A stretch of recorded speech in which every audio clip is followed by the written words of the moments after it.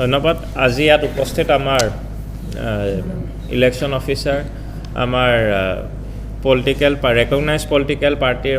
representative সকল আমাৰ সাংবাদিক বন্ধুসকল পোনপ্ৰথমে আপোনালোকক ধন্যবাদ জনাইছোঁ যে আজি আপোনালোক এখন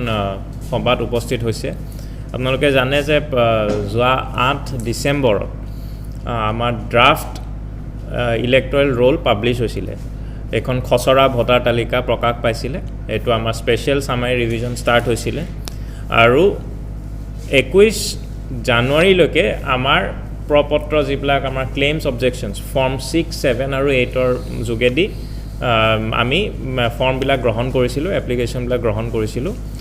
আৰু হে গ্ৰহণ কৰাৰ পিছত আমি প্ৰসেসিং কৰিলো আমাৰ বিএলও সুপাৰভাইজাৰ আমাৰ ARO আৰু ERO এওঁলোকৰ যোগেদি আমি এটো প্ৰসেসিং খিনি কৰিলো আৰু প্ৰসেসিং খিনি হোৱাৰ পিছত এতিয়া আজি আমি ফাইনেল ইলেক্টৰেল ৰোল 8 ফেব্ৰুৱাৰীত আজি আমি আমাৰ পূৰ্ণাংগ যিখন ভোটাৰ তালিকা এখন আজি প্ৰকাশ পাইছে ইয়াৰ লগতে আৰু এটা কথা মই জনাই থওঁ আপোনাক নাম্বাৰছ খিনি মই দি আছো ইয়াৰ লগতে দুটা কথা জনাই থব খুজিছো যে যোৱা বছৰ যেতিয়া আমাৰ স্পেশাল সামাৰি ৰিভিজন হৈছিলে তেতিয়া আমাৰ ডিলিমিটেশন টু 1 আছিল তো এইবাৰ আমাৰ ডিলিমিটেশনৰ পাছত আমাৰ সমষ্টিক এখন সলনি হৈছে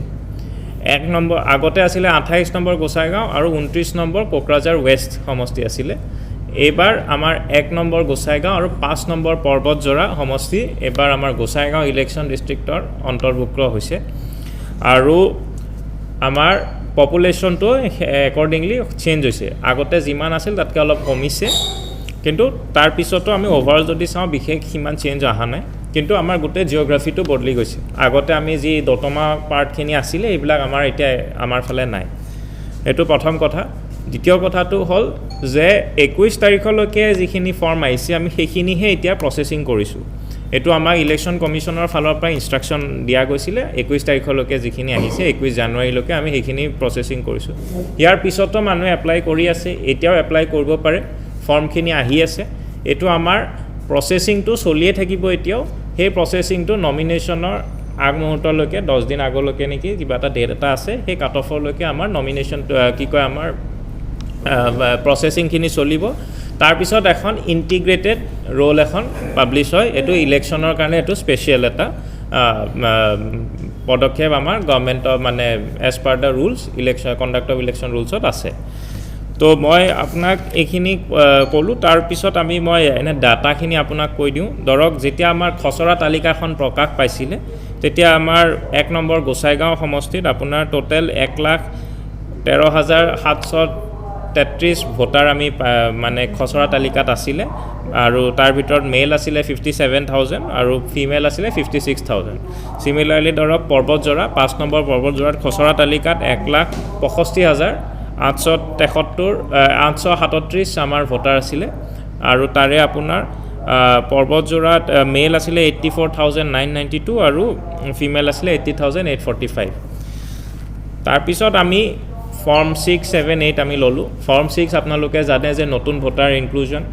আৰু ফৰ্ম 7 হল ডিলিশন আৰু ফৰ্ম 8 হল মডিফিকেশন ধৰক এড্ৰেছ চেঞ্জ হৈছে নামটো কিবা চেঞ্জ কৰিব লগা আছে বিভিন্ন ধৰণৰ মডিফিকেশন তো এই গুটেখিনি আমি লোৱাৰ পিছত আমাৰ ফাইনেল যিখন ভোটাৰ তালিকা পাইছো তাতে আমাৰ 1 নম্বৰ গোসাইগাঁৱত 1,13,282 নম্বৰ আমি মানুহ পাইছো মানে ভোটাৰ অন্তৰ্ভুক্ত হৈছে আৰু 1,13,282 আৰু 5 পৰ্বতজোৰাত 1,68,251 আমাৰ ভোটাৰ অন্তৰ্ভুক্ত হৈছে তো আপুনি তো হেতুৱে আমাৰ এতিয়া বৰ্তমান তাৰে ধৰক আপোনাৰ মেল আছিল 1 নম্বৰ গোসাইগাঁৱত 57,073 আৰু ফিমেল আছে 56,209 আৰু 5 নম্বৰ পৰ্বতজোৰাত মেল আছে আপোনাৰ 85,992 আৰু ফিমেল ওলাইছে আপোনাৰ 82,259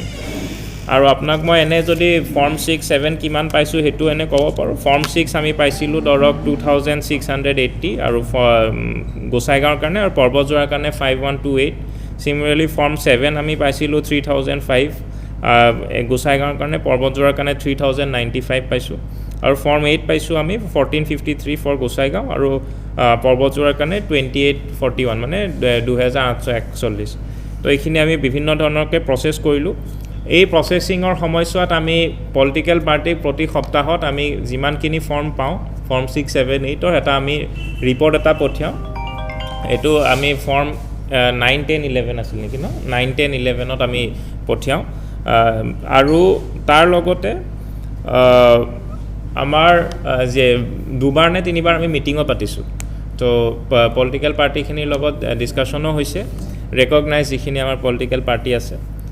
আৰু এটা লগতে মই তথ্য এটা দি থওঁ যে আমাৰ এইবাৰ 1 নম্বৰ গোসাইগাঁৱত